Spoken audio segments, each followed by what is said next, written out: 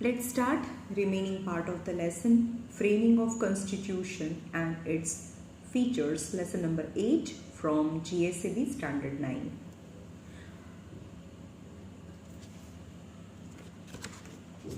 હવે આપણે કાલે ક્યાં સુધી જોયું હતું? ઇન્ડિપેન્ડન્ટ ઇમ્પાર્શિયલ ઇન્ટિગ્રેટેડ જ્યુડિશરી, એટલે કે ઇન્ડિયાની જે જ્યુડિશરી છે, જ્યુડિશરી મતલબ court system, okay, Supreme Court, High Court, and these are the different tier of the different level of the judiciary. The judiciary છે એ ઇન્ડિપેન્ડન્ટ છે, મતલબ જે બી રૂલિંગ પાર્ટી હોય, ઓપોઝિશન પાર્ટી હોય, એના કહેવામાં ના આવે. ઇમ્પાર્શિયલ છે. ઇમ્પાર્શિયલ એટલે કોઈની સાથે પાર્શિયાલિટી ના કરે, કોઈની સાથે ભેદભાવ ના કરે, ગરીબ હોય, પૈસાવાળો હોય, બધાને એક સરખી જ જસ્ટિસ મળે.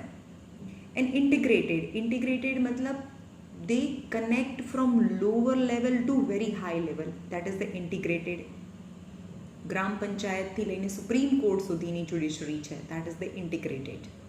Okay, the constitution has provided for the establishment of an independent and impartial judiciary, એટલે કે આપણા જે કોન્સ્ટિટ્યુશન છે એની અંદર એસ્ટાબ્લિશમેન્ટ છે, એવી પ્રોવિઝન છે, એવી ફેસિલિટીઝ છે કે આપણી જ્યુડિશરી છે ઇન્ડિપેન્ડન્ટ અને ઇમ્પાર્શિયલ છે.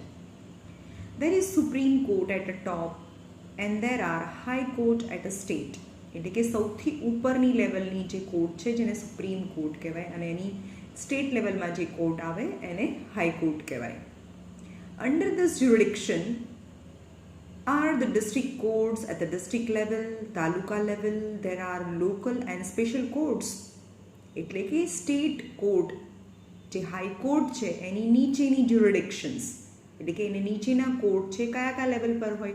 ડિસ્ટ્રિક્ટ કોર્ટ્સ હોય એટલે ડિસ્ટ્રિક્ટ લેવલ, તાલુકા કોર્ટ હોય જે તાલુકા લેવલમાં જે હોય એને સ્પેશિયલ કોર્ટ્સ કહેવાય, જેને ગ્રામ સભા અથવા તો ગ્રામ પંચાયતમાં જે પંચ છે 5 જણા મળીને એ જસ્ટિસ કરી લેતા હોય. The judgment of Supreme Court are binding to all subordinate court. જે સુપ્રીમ કોર્ટ છે, સુપ્રીમ કોર્ટ એટલે જે દિલ્હીમાં છે, એનાથી ઉપરની કોઈ બીજી કોર્ટ નથી, અને એનું જે જસ્ટિસ છે, એનું જે પણ ડિસિઝન છે તો નીચેની બધી કોર્ટે એને માન્ય રાખવું પડે. Binding to all the subordinate courts of the nation. In case of the conflict between the union and state government, જ્યારે યુનિયન ગવર્મેન્ટ યાની દિલ્હી ગવર્મેન્ટ અને સ્ટેટ ગવર્મેન્ટ એટલે ગુજરાતની ગવર્મેન્ટ છે, એ બંને વચ્ચે કોઈ પણ પાવરને લઈને બંને વચ્ચે કોઈ પણ કોન્ફ્લિક્ટ થાય, કોઈ પણ કોન્ફ્લિક્ટ મતલબ ક્વારલ, ઝઘડો થાય, તો matter relating two constitution and interpretation of status, the final decision is vested with the supreme court.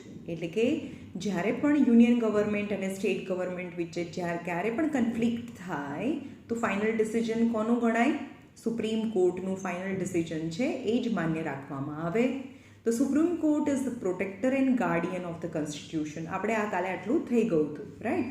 હવે સુપ્રીમ કોર્ટ છે is the protractor and Guardian of the constitution, એટલે કે આપણા કોન્સ્ટિટ્યુશનનું ગાર્ડિયન છે, એના પેરેન્ટ્સ કહેવાય, અને કોન્સ્ટિટ્યુશનનું ધ્યાન રાખે કે કોન્સ્ટિટ્યુશનના એક પણ લોસ છે એનું વાયોલેશન ના થાય, એ બ્રેકડાઉન ના થાય, એના લોસનું ધ્યાન રાખે. કોણ? Judiciary. Now amendment in the constitution. Amendment નો મતલબ થાય ચેન્જીસ. કોઈ પણ ટાઈમે કોઈ એક પર્ટિક્યુલર ટાઈમે કોન્સ્ટિટ્યુશન મતલબ રૂલ્સ બન્યા છે, બરાબર? As the time pass the situation changes. 1947ની સિચ્યુએશન અલગ હતી, અત્યારની સિચ્યુએશન અલગ છે, એટલે કે જે તે ટાઈમે જે તે સિચ્યુએશનને રિલેટેડ લોઝ બન્યા હોય, but as the time pass the situation changes, then the law must be changed as according to present situation, right? So જે પહેલાના જે લોસ છે એનામાં ચેન્જીસ લાવવા પડે, જે જૂના લો છે એની અંદર થોડા ચેન્જીસ કરવા પડે એઝ પર ટાઈમ ચેન્જ, તો એને અમેન્ડમેન્ટ કહેવાય.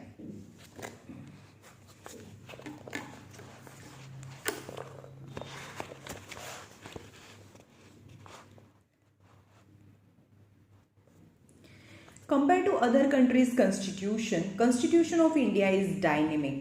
Dynamic यानी very different type. Okay, એની અંદર બહુ different મેટર અને સબ્જેક્ટને ઇન્ક્લુડ કરવામાં આવ્યા છે. ઓકે, એટલે કે બીજી કોઈ કન્ટ્રીનું છે, અમેરિકાનું, ફ્રાન્સનું જે કોન્સ્ટિટ્યુશન છે એના કમ્પેરિઝનમાં ઇન્ડિયાનું કોન્સ્ટિટ્યુશન છે બહુ વિવિધ છે, ડ્રાસ્ટિક ડિફરન્સ છે. Constitution can be amended. Amend એટલે કોન્સ્ટિટ્યુશનના જે લોઝ છે એની અંદર ચેન્જીસ કરવામાં આવે વેન રિક્વાયર્ડ, જ્યારે જરૂર પડે ત્યારે. Constitution provision can be amended 3 way. કોન્સ્ટિટ્યુશનની અંદર 3 રીતે ચેન્જીસ લાવી શકો. પહેલું, the amendment can be made by the simple majority of the member present and voting the parliament. કાં તો પાર્લિયામેન્ટની અંદર કોઈ પણ અમેન્ડમેન્ટ કરવાનો છે તો એનું ડિસ્કશન થાય અને વોટિંગ કરવામાં આવે, અને જો મેજોરિટી મળી જાય તો હા એની અંદર ચેન્જ થઈ જાય. Certain amendment required the special majority. કોઈ અમેન્ડમેન્ટ એવા હોય થોડા સિરિયસ ટાઈપના હોય તો એની અંદર 2/3 of majority of the members present and voting, એટલે કે વોટિંગ કર્યા પછી 2/3 મેજોરિટી જોઈએ. 3 પાર્ટ્સમાંથી 2 પાર્ટ્સ પીપલ છે એ એની સાથે મતલબ કન્વિન્સ થતા હોવા જોઈએ. Concerning the union state relation, the special majority that 2/3 and the concurrence not less than 50% of the state legislature is required. એટલે કે સ્ટેટ લેજિસ્લેચરમાં હોય.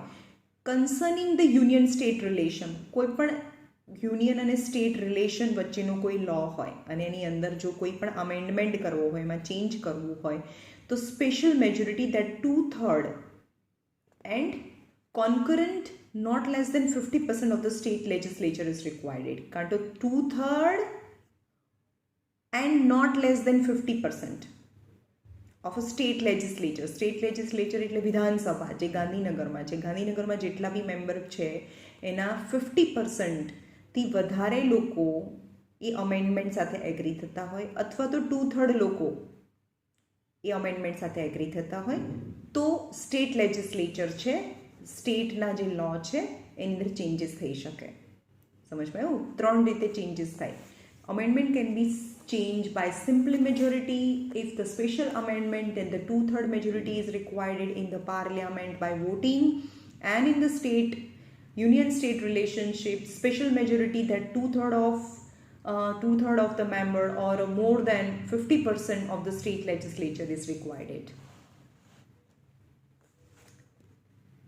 If there is any amendment, कोई पण change होय to be made in the interrelation between the union state structure, એટલે કે union state structure એટલે કે યુનિયન ગવર્મેન્ટ અને સ્ટેટ ગવર્મેન્ટના રિલેશન વચ્ચેનો જે લો છે એમાં કોઈ પણ અમેન્ડમેન્ટ કરવાનું છે, કોઈ પણ ચેન્જ કરવાનું છે, ઓર ઇન સુપ્રીમ જ્યુડિશરી મતલબ રિલેટેડ ટુ કોર્ટ સિસ્ટમ. જે સુપ્રીમ જ્યુડિશરી છે, સુપ્રીમ કોર્ટના લોઝ છે, એના જજીસનું અપોઇન્ટમેન્ટ છે, એમાં કોઈ પણ ચેન્જીસ કરવાના હોય then half of the state from the total states have been consent, the judgment of the court can also bring amendment by the parliament. એટલે half of the states એટલે કે જેટલા પણ સ્ટેટ્સ છે ઇન્ડિયાની અંદર એના કરતાં અડધા સ્ટેટ્સ, ટોટલ સ્ટેટ્સના half of the states have given the consent એટલે પરમિશન. સમજમાં આવ્યું? ક્યારે? જ્યારે amendment in union state structure or in judiciary related અથવા તો union state relation વચ્ચે કોઈ પણ અમેન્ડમેન્ટ કરવાના હોય તો ટોટલ સ્ટેટના મોર દેન હાફ સ્ટેટ છે એનું કન્સેન્ટ હોવું જોઈએ, એની પરમિશન હોવું જોઈએ.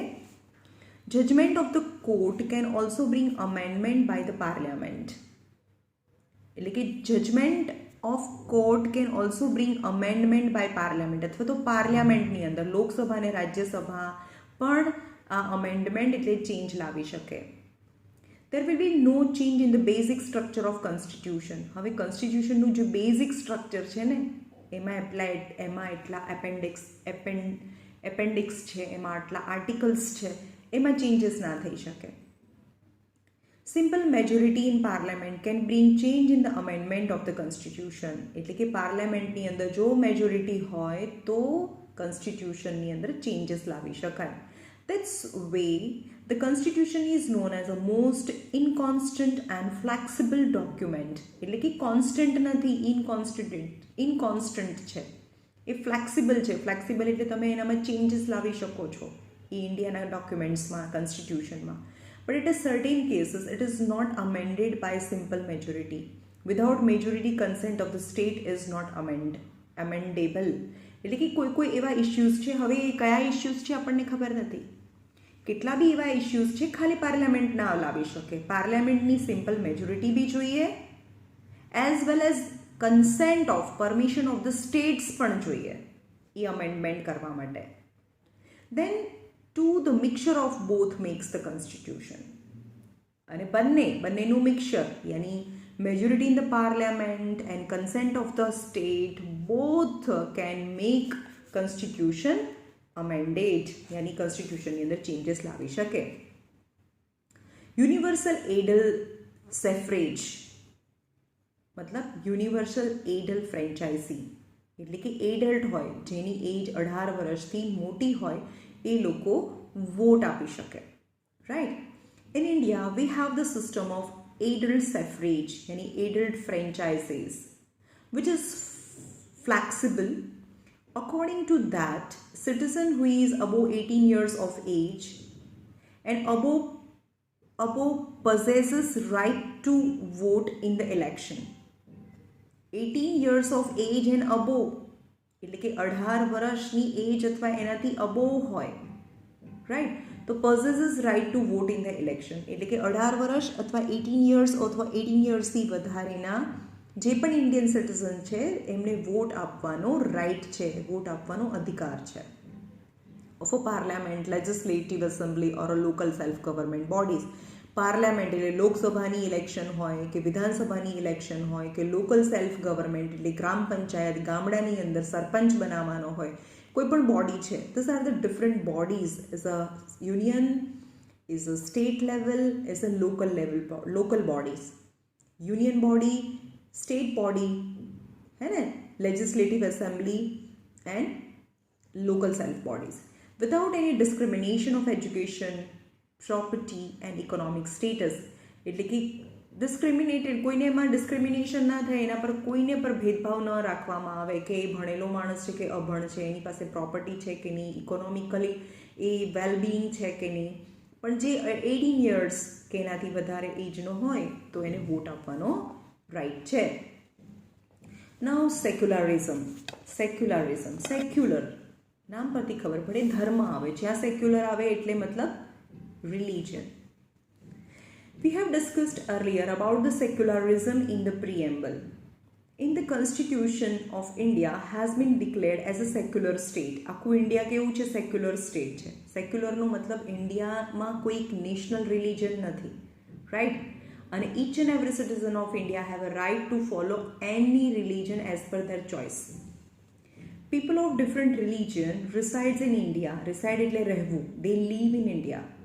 ઇન્ડિયાની અંદર અલગ અલગ ધર્મના લોકો રહે છે. Therefore the state cannot discriminate any citizen on the basis of religion. એટલે કે any state in which they are living, they cannot discriminate यानी भेदभाव, partiality. They cannot they do not become the partial towards any citizen on the basis of religion. એટલે કે રિલિજનના હિસાબથી એ કોઈ પણ સિટીઝન વચ્ચે ભેદભાવ ના કરી શકે. No citizen can given a special right or can be deprived of certain right. હવે ધર્મના હિસાબથી, રિલિજનના હિસાબથી કોઈને કોઈ સ્પેશિયલ વધારે રાઇટ્સ ના મળી જાય, વધારાના હક ના મળી જાય, કે કોઈ પણ સ્પેશિયલ રિલિજનના હિસાબથી એ કોઈ પણ can not be deprived any without of any certain rights, right? The state has to be absolutely impartial यानी પાર્શિયાલિટી ના કરે, હે ને. State must be absolutely impartial and neutral and respect all the religion. એટલે કે જે state છે એ બધા જ રિલિજનને એક સરખો રિસ્પેક્ટ આપતા હોવા જોઈએ. Only secular state can offer proper or equal treatment towards all citizens. જો એ સ્ટેટ સેક્યુલર હોય એનો મતલબ કોઈ ધર્મ, સેક્યુલરિઝમનો મતલબ થાય એની રિલિજનને લઈને કોઈ પણ સિટીઝન વચ્ચે કોઈ પણ ભેદભાવ ના કરે. જો એવું સ્ટેટ હોય then the proper and equal treatment towards all citizens is possible. Secularism means that state doesn't interfere matters of religion. એટલે કે રિલિજનની મેટરમાં કોઈ પણ સ્ટેટ છે ઇન્ટરફિયર ના કરે. ભાઈ તમારે હિન્દુ ધર્મ પાળવો છે કે મુસ્લિમ કે Sikh, whatever you can follow as per your choice, or it is biased to any specific religion. એટલે અને એ કોઈ પણ સ્પેસિફિક રિલિજન માટે બાયસ ના હોવા જોઈએ. બાયસ મતલબ એ ભેદભાવ ના કરતા હોવા જોઈએ. The state has to be secular and indifferent. Secular and indifferent એટલે સેક્યુલર હોવો જોઈએ. સ્ટેટ મતલબ સેક્યુલરનો મતલબ તો ખબર પડી ને, ધર્મના હિસાબથી ભેદભાવ ન કરવો, એને સેક્યુલર હોવા જોઈએ. અને એ ઇનડિફરન્ટ મતલબ ભેદભાવ ન કરતા હોવા જોઈએ, કોઈનામાં એ ડિફરન્સ ના રાખતા હોય. Follower of every religion are free to follow and practice the religion of their choice. એટલે કે કોઈ પણ રિલિજનને ફોલો કરનારા જે એના ફોલોવર્સ છે they are free to follow any religion and they can practice their religion of choice and they can propagate એટલે spread કરવું. એમના રિલિજનને સ્પ્રેડ કરવાનો પણ હક છે. આપણને ખબર હોય કે ભલા અલગ અલગ ધર્મની રેલીઓ નીકળતી હોય રોડ ઉપર, તો they have a right under the secularism. Now judicial review. Judicial means justice ને, જે કોર્ટ સિસ્ટમ છે ને જ્યુડિશિયલ કહેવાય. Judicial review is the chief characteristic of constitution. Judicial review administered the working of union and state with jurisdictions. Jurisdictions મતલબ court. Judicial review એટલે કે જે court છે એ રિવ્યૂ આપે એટલે પોતાના ઓપિનિયન આપે.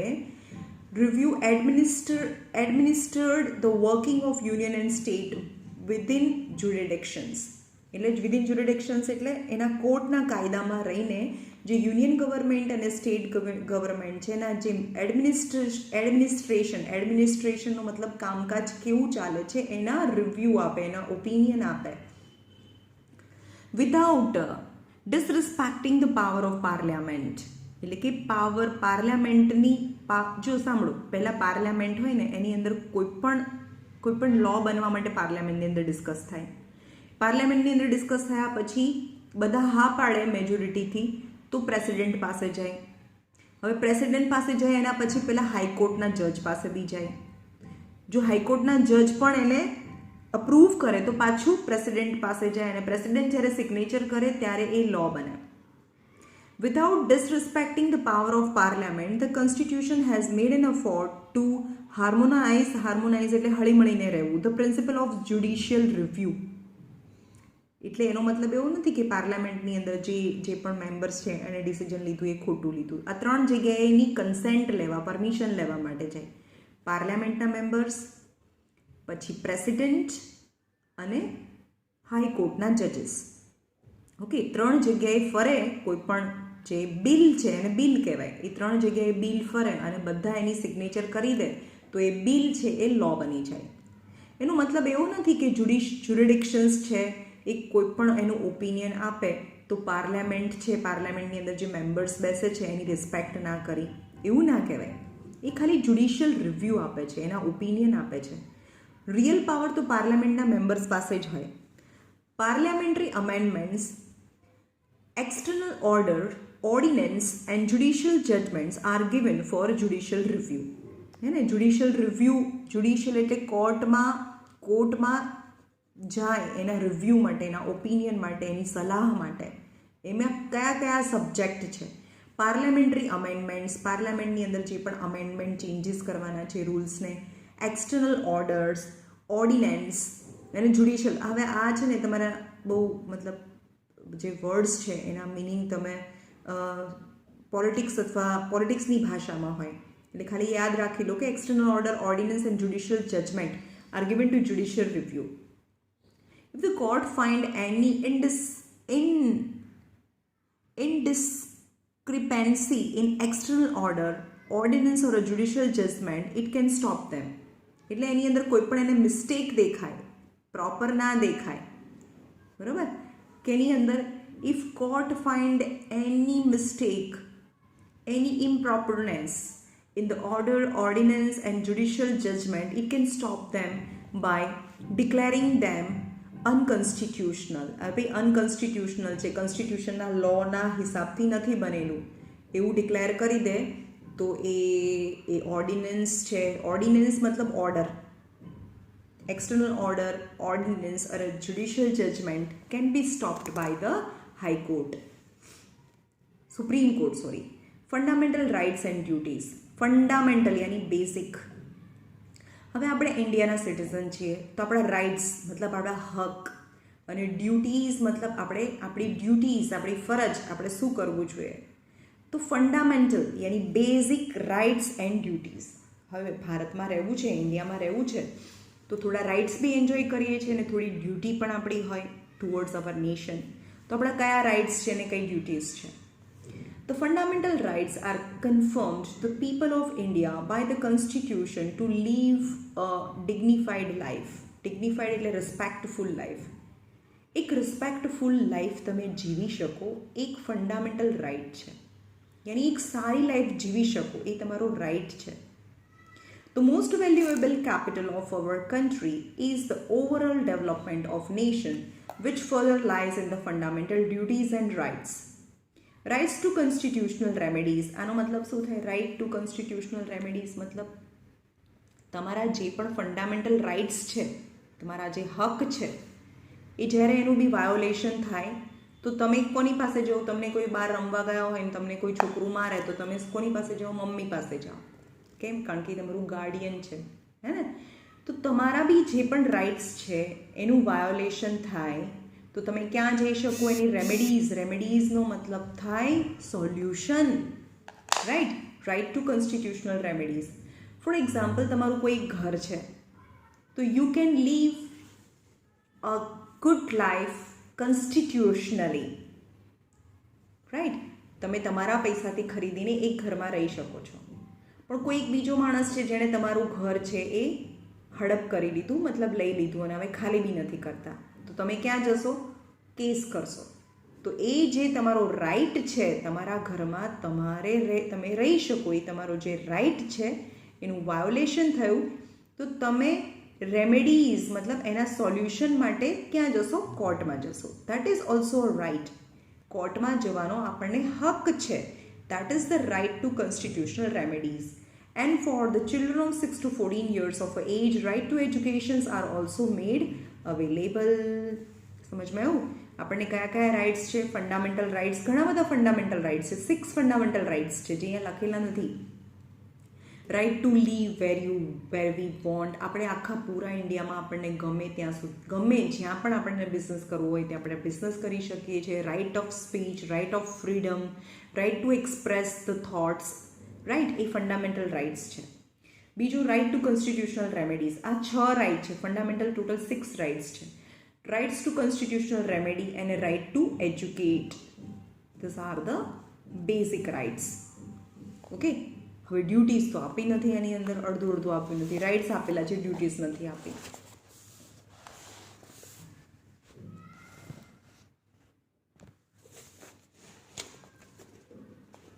નાઉ directed principle of a state policy. હવે આ બધા છે ને તમે ડિટેલમાં આના પછીના ચેપ્ટરમાં ડિટેલમાં આવશે. Directive principle of state policy. Directive પ્રિન્સિપલનો મતલબ થાય સલાહ અને એડવાઇસ. એટલે કે કોન્સ્ટિટ્યુશન છે ને એ સ્ટેટને એડવાઇસ આપે છે, સ્ટેટને એડવાઇસ આપે છે. પછી એ સ્ટેટને માનવી હોય તો માને, ન માનવી હોય તો ના માને. પણ આપણા કોન્સ્ટિટ્યુશનમાં સ્ટેટને શું કરવું જોઈએ, શું ન કરવું જોઈએ, એક ક્લિયર એડવાઇસ આપેલી છે. એક કોઈ સ્ટ્રિક્ટ લો નથી, સ્ટ્રિક્ટ રૂલ નથી. It depend on the state whether you can follow or you can deny this policies. For example, Gujarat is a dry state. ગુજરાતમાં લીકર એટલે કે દારૂબંધી છે. પણ આપણા મહારાષ્ટ્ર, મધ્યપ્રદેશ, રાજસ્થાન ત્યાં દારૂબંધી નથી.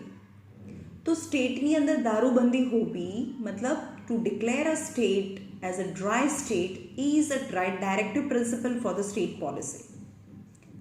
રાઈટ, માનવી હોય તો માને, ના માનવી હોય તો ના માને. પણ એ directive principle of a state policy કોની માટે હોય? પ્રોટેક્શન ઓફ ધ પીપલ, લોકોના ભલા માટે હોય. Security and welfare should be carried out by the state. એટલે સ્ટેટનું કામ શું? સ્ટેટનું પોતાનું કામ છે કે પોતાના સ્ટેટમાં મતલબ જે તે સ્ટેટમાં રહેતા લોકો છે એની સિક્યોરિટી થાય, એનું વેલફેર એટલે કે એનું સારું થાય. Okay, this principal provide the direction for state governments and policy making, so they are called as a directive principle. તો એ શું કે છે? ધીસ પ્રિન્સિપલ જે કોન્સ્ટિટ્યુશનમાં લખેલા છે, this principal provide direction four the state, એટલે કે સ્ટેટ ચલાવવાની એને ડાયરેક્શન મળે, એને દિશા મળે, એને ખબર પડે કે મારે મારું સ્ટેટ છે એ કેવી રીતે ચલાવવું. એન્ડ પોલિસી મેકિંગ, અને એમાં કઈ પોલિસીસ હું બનાવી શકું. They are also called as a directive principle. Provision for backward section and tribes. Provision for backward section and tribe, यानी backward section यानी BC and SC/ST, scheduled caste and scheduled tribe, જે ઇન્ડિયામાં આ બંનેને reservation મળે છે. Schedule cast અને schedule tribe. Schedule cast એ સૌથી વધારે રિઝર્વેશન આને મળે છે, જેને દલિત કહેવાય. જે બહુ પહેલાં એસસી કોને કહેવાય? એસસી સ્કેડ્યુલ કાસ્ટ કોને કહેવાય? જે ઇન્ડિયા આઝાદ થયું ત્યારે એ લોકો એક ગામની બહાર રહેતા હતા. એમને ગામમાં તો રહેવા જ ના દેતા, ગામની બહાર રહેતા, અને એ લોકોને શું કામ કરવાનું? લોકોના ઘરની ગટર સાફ કરવાની, અથવા એમના ઘરે કચરો લેવા જવાનો, એમનો ઘરનો જે કચરો છે એ બધું લેવા આવે, અથવા તો કોઈના એનિમલ્સ મરી જાય, ત્યારે તો એગ્રીકલ્ચર હતું ને, તો એ લોકોના ઘરે એનિમલ્સ મરી જાય તો એનિમલ્સને એમના ઘરેથી લઈ જવાના. એ લોકો એની સ્કીન કાઢે, એનું ફ્લેશ એ લોકો ખાય અને સ્કીનમાંથી અલગ અલગ વસ્તુ બનાવે. એ એનો મેઇન બિઝનેસ હતો, એસસી. પણ they are considered to be a very bad or untouchables. જે સારી જ્ઞાતિના લોકો હતા ને, જે અપર કાસ્ટના લોકો હતા એને ટચ બી નહોતા કરતા. Right. So provision for a backward sections and the tribe. હવે ઇન્ડિયા આઝાદ થઈ ગયું, આ લોકો તો બહુ બેકવર્ડ છે, એસટી અને એસસીઝ. હવે એસટી કોને કહેવાય? Tribal people. ટ્રાઇબ્સ મતલબ group of people who are living in a જંગલ and they just 100% they are dependent on the jungle forest product and very primitive type. એ લોકો કપડાં બી ના પહેરતા હોય. આજે પણ ઇન્ડિયામાં આપણને એવું લાગે કે ઇન્ડિયા આટલી બધી ફોરવર્ડ કન્ટ્રી છે, તો ઇન્ડિયામાં એવા કેટલા હજી પણ ટ્રાઇબ્સ છે જે એકદમ ડીપ ફોરેસ્ટમાં રહે છે. રાઈટ. અને એની basic necessity of the life હોય એ પણ એમની પાસે નથી. તે સ્કેડ્યુલ ટ્રાઇબ છે. તો ગવર્મેન્ટે જ્યારે પણ 1950ની અંદર 1950-1950ની અંદર જ્યારે પણ કોન્સ્ટિટ્યુશન બનાવ્યું ત્યારે એવું નક્કી કર્યું કે 10 વર્ષ માટે, હવે પછીના 10 years માટે આપણે એવું કરીએ કે આ બંને જે કાસ્ટ છે, જે બહુ ગરીબ છે, બહુ પીછડી જાતિના લોકો છે, તો એના અપલિફ્ટમેન્ટ માટે એની માટે રિઝર્વેશન કરી દઈએ કે આ લોકોને ઓછા માર્ક્સ આવ્યા હશે તો પણ એને સારી જગ્યાએ એડમિશન આપીશું. એ લોકો માટે રિઝર્વ કરીએ, જગ્યા છે એની માટે, મતલબ ખાલી જગ્યા રાખીએ કે એ લોકો એ જગ્યામાં એ જ લોકોને એડમિશન મળે અથવા તો એ જ લોકોને જોબ મળે એક્સેટ્રા. ટુ અપલિફ્ટ કરવું મતલબ એનું પ્રોગ્રેસ કરવું. And include the backward section and the tribes and deprived classes. Deprived યાની વિધાઉટ, ડિપ્રીવ્ડ મતલબ not having, without any facility, એવા જે ક્લાસ છે, તો they try to bring in a mainstream. એને મેઇન સ્ટ્રીમ સાથે, જે નોર્મલ સ્ટ્રીમ છે, જે નોર્મલ લોકો છે એની સાથે કરી દેવા માટે જે પણ એમને ટ્રાય કર્યું. There are a special provision in the constitution. Reserved seats are allocated in legislature and self-governing body election to provide representation. એટલે કે કોન્સ્ટિટ્યુશનમાં રિઝર્વડ સીટ આર અલોકેટેડ ઇન લેજિસ્લેચર. લેજિસ્લેચર એટલે રાજ્યસભાની અંદર, લોકસભાની અંદર, અથવા તો લોકલ સેલ્ફ ગવર્મેન્ટ છે, એટલે કે લોકલ સેલ્ફ ગવર્મેન્ટ મતલબ મ્યુનિસિપાલિટી ઓર ગ્રામ પંચાયત, એની અંદર ઇલેક્શન થાય છે એની અંદર પણ જે મેમ્બર્સ છે એનું રિઝર્વેશન કરેલું હોય, એની માટે જગ્યા અલોટેડ કરેલી હોય. Reservation quota has been provided for the administration in education institution and government job. એટલે કે એજ્યુકેશન ઇન્સ્ટિટ્યુશન એટલે તમને સારી કોલેજમાં લેવું હોય, જેમ કે આપણે બધા ઓપન કેટેગરીમાં આવીએ છીએ તો એ લોકોનું મેરિટ હાઈ જાય, પણ એસસી અને એસટી લોકોને બહુ ઓછા પર્સન્ટેજ આવ્યા હોય તો પણ એ લોકોને એડમિશન મળી જાય, કારણ કે એ લોકો માટે એજ્યુકેશન ઇન્સ્ટિટ્યુશનમાં રિઝર્વેશન છે. અને ગવર્મેન્ટ જોબમાં પણ રિઝર્વેશન છે in proportion to the population to provide equal opportunity. The children of backward section and tribes are given a scholarship. એ લોકોને સ્કોલરશિપ પણ મળે. તમને ખબર છે કે જેમ કે આઈઆઈટીની અંદર એડમિશન લેવું હોય તો એસસી લોકોને કોઈ ફીસ ના ભરવાની હોય. એસસી, એસટી અને જે ઓપન કેટેગરીવાળા લોકો છે એને સપોઝ 3 લાખ રૂપીસ ફીસ ભરવાની હોય તો એસટી વાળાને 1.5 લાખ ભરવાની હોય અને એસસી વાળાને તો બિલકુલ ફી ના ભરવાની હોય. That is a scholarship. એ લોકોને એક તો ઓછા પૈસાથી ઓછા માર્ક્સથી એડમિશન બી મળે અને ફીસ બી ના ભરવાની હોય. ઓકે, સો ધીસ ચિલ્ડ્રન, હવે એનું રીઝન છે એ લોકો બહુ બેકવર્ડ છે. 50 યર્સ 60 યર્સ થઈ ગયા, ઇન્ડિયા આઝાદ થઈ ગયું તો પણ એ મેઇન સ્ટ્રીમમાં હજી નથી આવ્યા. તો children of a backward sections and tribes given a scholarship. Basic amenities મતલબ facilities and waived fees, yani very nominal fees, which come under the optimistic policies and shielding policies are as per provision in the constitution. આ બે policies છે, optimistic policies અને shielding policies. આ બંનેથી શું કરવાનું, જે પણ છોકરાઓ છે એને સ્કોલરશિપ આપી દેવાની અને બધી એમ્યુનિટીઝ મતલબ બધી ફેસિલિટીઝ બી આપવાની અને વેવર્ડ ફી મતલબ બહુ નોમિનલ ફીઝથી એ લોકોને એડમિશન મળે અથવા તો ફ્રી ફીઝથી એડમિશન મળે. ઓકે, ચલો, here is the end of lesson number 8. બહુ ઇઝી છે, ખાલી તમારે આ આખું લેસન છે 3 વાર 4 વાર વાંચી લેવાનું, રાઈટ.